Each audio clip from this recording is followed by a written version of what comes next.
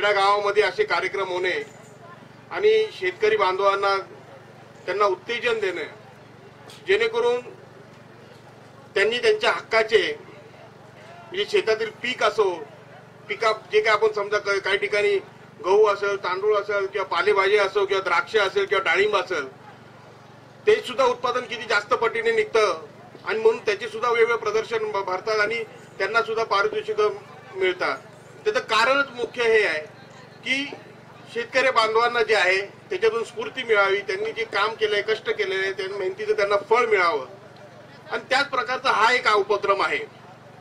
या उपक्रमाच्या माध्यमातून आपण आपल्याकडे जी असलेली जनावरं, त्यांची जात, त्यांचे ब्रीड, त्यांच्यावर आपण एवढे वर्ष केलेलं कष्ट, त्यांनी आपल्यासाठी केलेलं कष्ट शेतामध्ये राबून ह्याचं कुठेतरी प्रदर्शन व्हायला पाहिजे आणि त्या प्रदर्शनाच्या माध्यमातून आपण खऱ्या अर्थाने किती त्याची जपणूक केलेली आहे, देखभाल केलेली आहे, सांभाळ केलेला आहे ते लोकांपुढे मांडता यावं आणि त्या माध्यमातून शेतकऱ्यांचा त्याच्यातून सत्कार व्हावा, हा या मागचा उद्देश.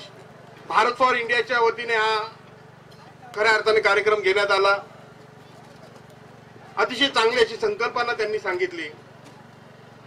त्यांचं माध्यम जे आहे प्रिंट मीडिया, इलेक्ट्रॉनिक मीडिया नसून तर ते आयटीच्या माध्यमातून जे आहे, जेणेकरून कॉम्प्युटरवर, मोबाईलवर, आयपॅडवर आपण आपले त्यांची जी काही माहिती आहे, गावखेड्यातली माहिती जी आहे आणि लेटेस्ट अपडेट जे आहे ते आपल्याला बघायला मिळणार, वाचायला मिळणार.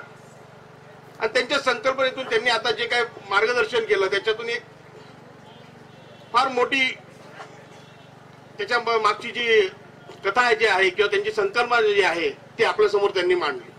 खऱ्या अर्थाने आम्ही बोलू शकत नाही किंवा आमच्या पोटात असतात, आमच्या मनात असतात, पण आम्ही कदाचित राजकारणी म्हणून किंवा आम्ही राजकारणामध्ये काम करत असताना अशा जर काही गोष्टी जर ओपनली बोललो तर कदाचित त्याचा वेगळा अर्थ घेतला जातो.